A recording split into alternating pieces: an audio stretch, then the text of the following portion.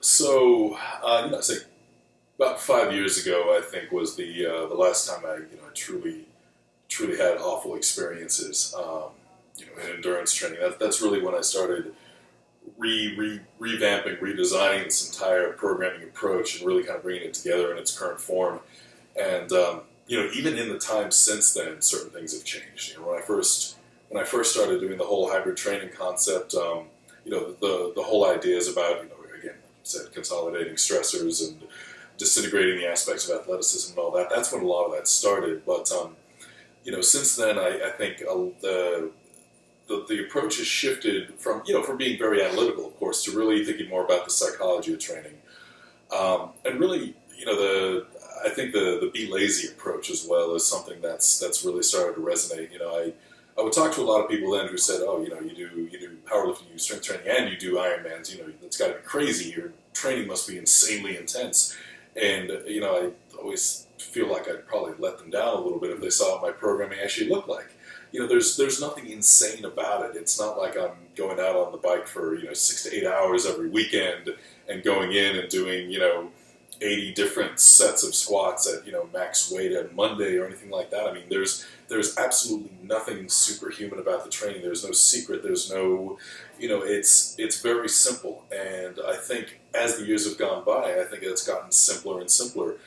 And a lot of that is being able to distill that fundamental question: what is it that makes you better? And understanding that if something isn't needed to make you better, what if you ramp down the intensity here by 20%?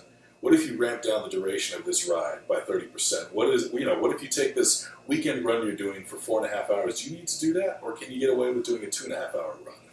And thinking about it in that regard, and figuring out where the biggest advantages are, I think is actually the change in my training has really been that you need to be super hardcore, you need to be super intense, analytical, of course, but also have some sort of superhuman levels of recovery to do this, to suddenly realizing that you don't.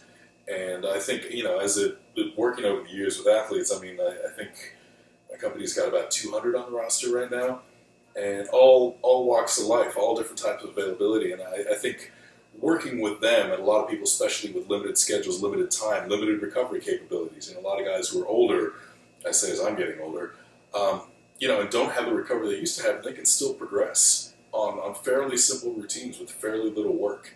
And I think that's been a real eye opener. And for a while there, I thought, I'm not going to be able to do this 2 years from now.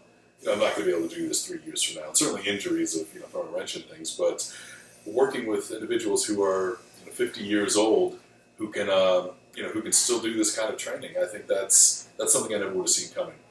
And I think that's probably shaped a lot of my approach now, and really kind of I think that's kind of where the future is heading in this regard.